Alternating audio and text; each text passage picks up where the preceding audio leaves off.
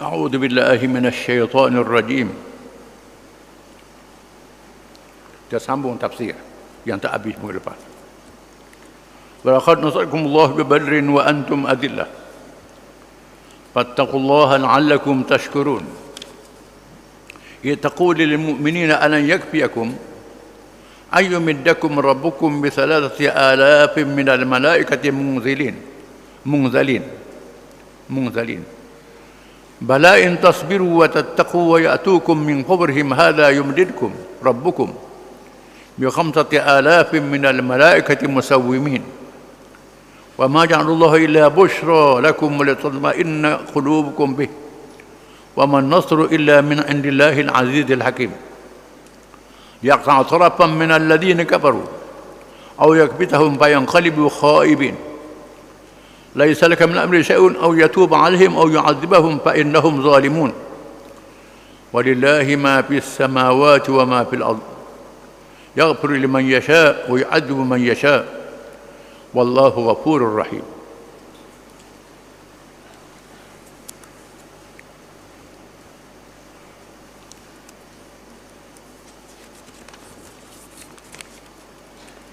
Dan sesungguhnya Allah telah menolong kamu mencapai kemenangan dalam peperangan Badar, sedang kamu berkeadaan lemah kerana kamu sedikit bilangannya dan kekurangan alat perang. Oleh itu bertakwalah kamu kepada Allah supaya kamu bersyukur akan kemenangan itu. Ingatlah wahai Muhammad SAW, ketika engkau berkata kepada orang yang beriman untuk menguatkan semangat mereka, tidak akan cukup bagi kamu bahawa Allah membantu kamu dengan 3,000 tentera dari malaikat yang diturunkan.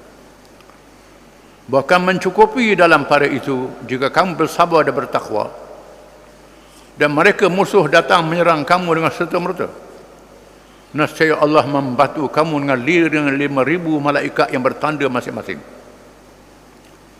Dan Allah tidak menjadikan bantuan tentera malaikat itu melainkan kerana memberi khabar gembira kepada kamu, dan supaya hati kamu tenteram dengan bantuan itu.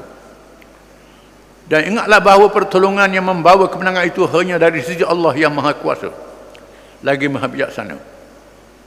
Kemenangan Badar itu kerana Allah hendak membinasakan satu golongan dari orang-orang kafir dan menghina mereka dengan kekalahan, supaya mereka kembali dengan hampa kecewa.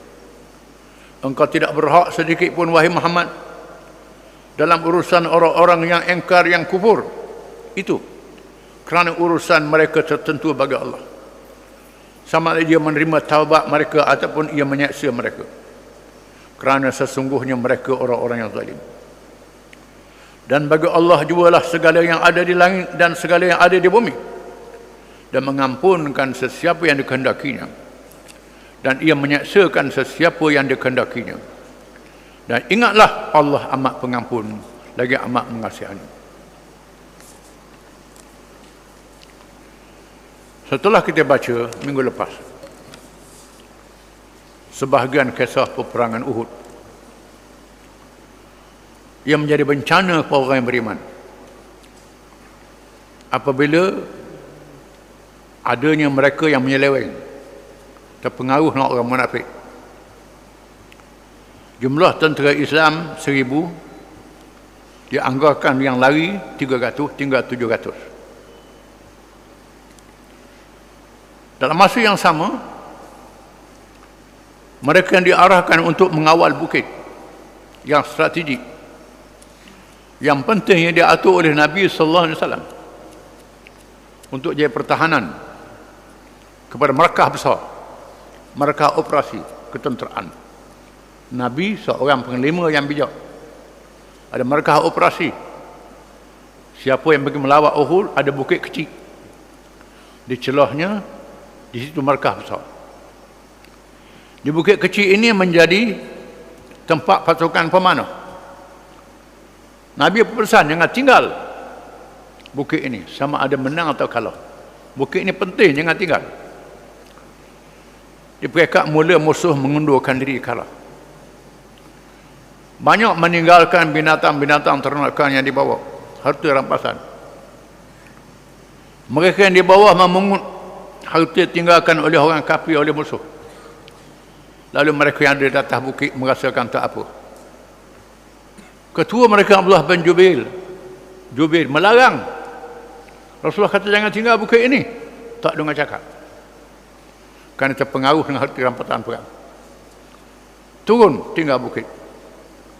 Di masa itu pasukan tentera musuh, pasukan berkuda yang menyaksikan bukit sudah ditinggal, terus menerus ke arah bukit, menawan bukit dan menyerang tentera Islam dari belakang.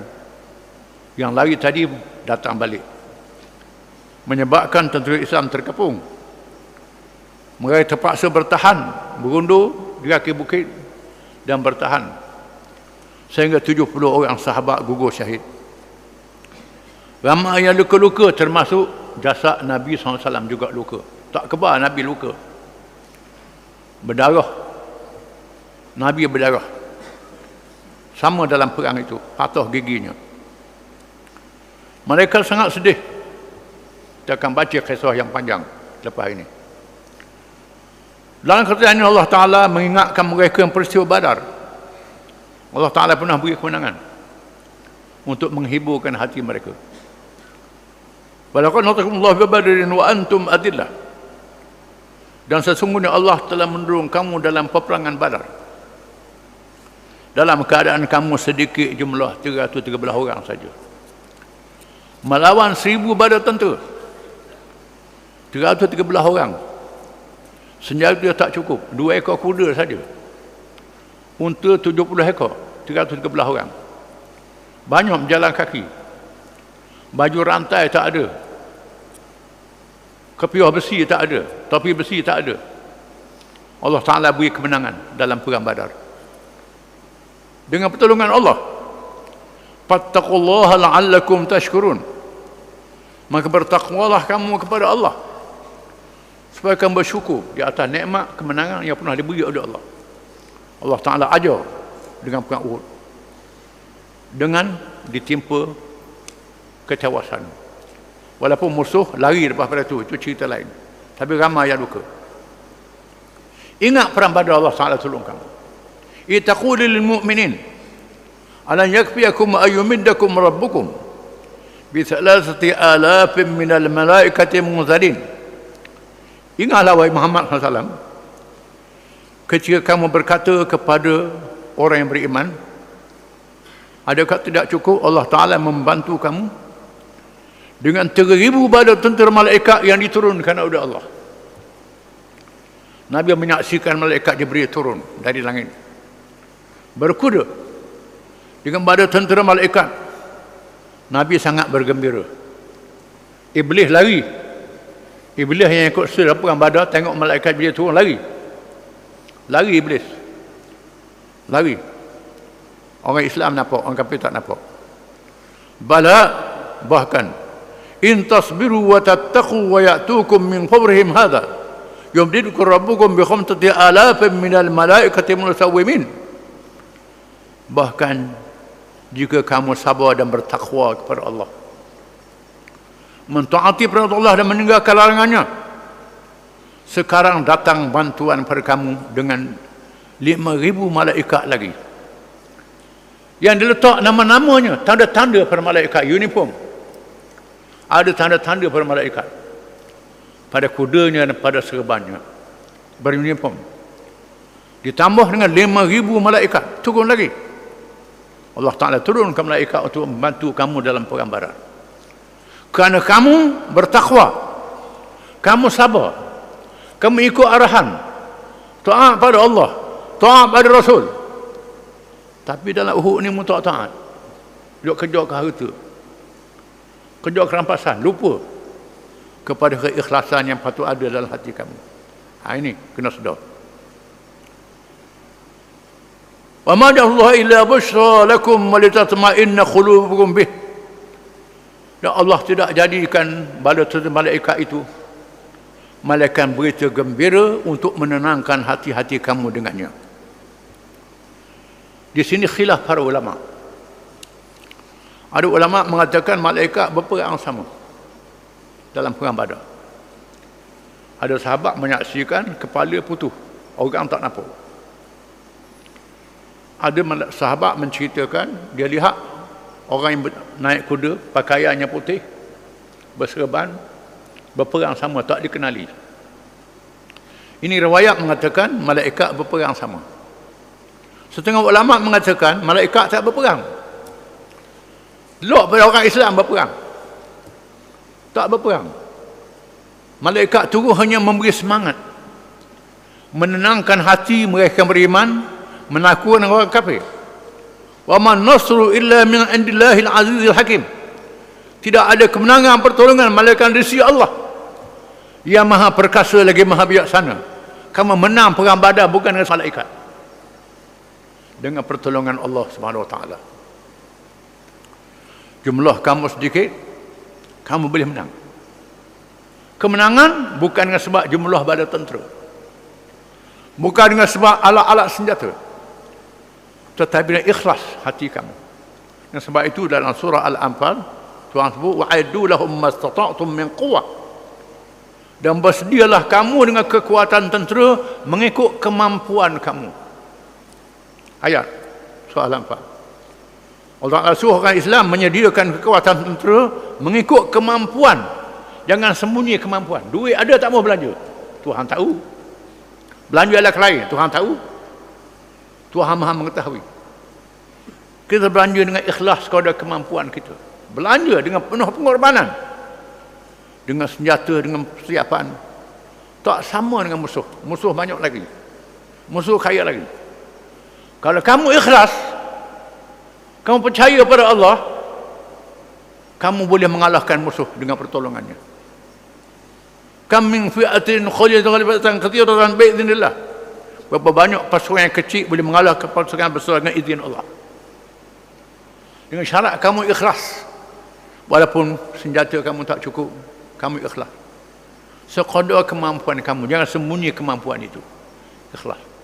Bila ada ikhlas, kamu mengalahkan musuh.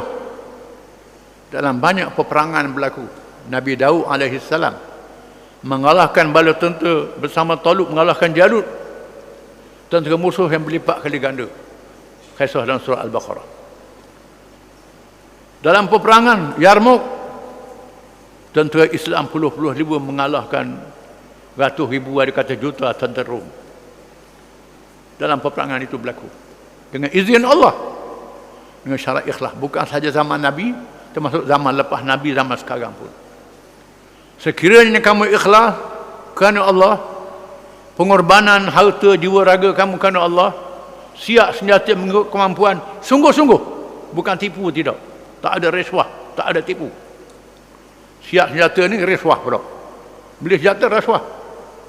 Ini penuh rasuah. Mesti dengan ikhlas, sungguh-sungguh punya kekuatan. Kalau ikhlas sungguh, berlaku betul kerana Allah. Ayat ini menguatkan lagi bahawa kemenangan Badar adalah pertolongan Allah, bukan sebab Badar tentera malaikat. Jadi hujah mereka mengatakan malaikat tak berperang kuat juga. Pertolongan Allah.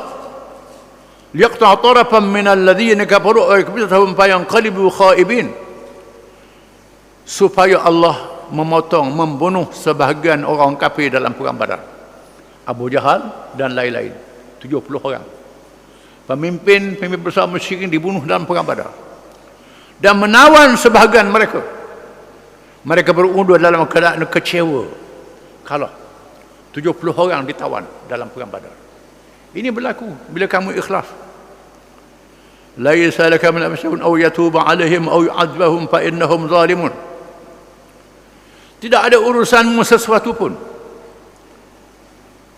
Atau Allah Ta'ala menerima taubat mereka, atau mengazab mereka. Mereka adalah orang yang zalim.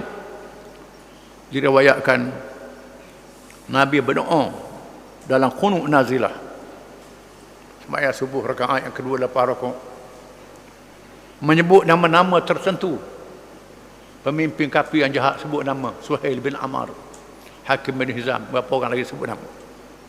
Nabi sebut nama. Ya Allah, binasirkanlah Suhail bin Amr, binasirkanlah orang ni. Lalu Tuhan tegur, wahai Muhammad, laisa laka min amri syai'un. Itu bukan urusanmu wahai Muhammad. Au yatuba alaihim, sama ada Allah menerima taubat mereka. Au yu'adzibahum, mereka masuk neraka.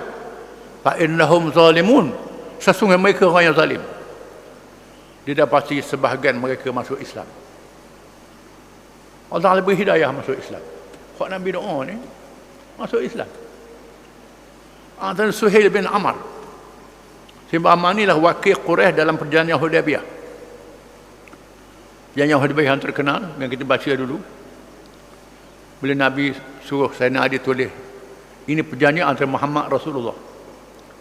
Saya mahu kata, aku tak setuju. Tu dia Muhammad bin Abdullah. Kalau aku percaya Rasulullah, aku masuk Islam lah. Dia namamu, nama ayahmu lah. Suhail bin Amr. Lalu Nabi suruh Sayyidina Ali buang perkataan Muhammad Rasulullah, tulis Muhammad bin Abdullah. Sayyidina Ali tak buang. Nabi, kat mana mu tulis? Sayyidina Ali tunjuk, Nabi buang dengan tangan dia sendiri dan tulis Muhammad bin Abdullah. Suhail bin Amr ni yang kerah ni masuk Islam. Bila Nabi wafat, berlaku kabilah Arab murtad. Dia duduk di Mekah. Dia orang yang berani. Dia panggil penduduk Mekah, duduk atas pintu Kaabah menyampaikan ucapan, wahai penduduk Mekah, jangan murtad. Terus dengan Islam, jangan murtad. Dan orang Mekah tak murtad. Ini Suhail bin Amr. Jadi betul Tuhan kata, wahai Muhammad, bukan urusanmu nak binasa orang tu binasa orang ni. Itu urusan aku. Tuhan suruh Nabi sabar. Ada juga orang yang Tuhan binasakan dengan doa Nabi. Bukan tak ada juga. Tapi Allah Ta'ala suruh Nabi sabar lebih baik. Walillahi ma fis samawati wa ma fil ard. Bagi Allah apa yang ada di langit dan di bumi, semua milik Allah. Langit, bumi, seluruh penduduk dan isinya milik Allah Ta'ala. Yaghfiru liman yasha, dia mengampun siapa yang dikehendaki. Orang dia nak ampun, dia ampunlah. Walau banyak dosa, lagi tak syirik pada Allah. Wa yu'adzibu man yasha, dia mengazab siapa yang dikehendaki. Wallahu ghafurur rahim. Dan Allah itu Maha Pengampun lagi Maha Penyayang. Wallahu a'lam.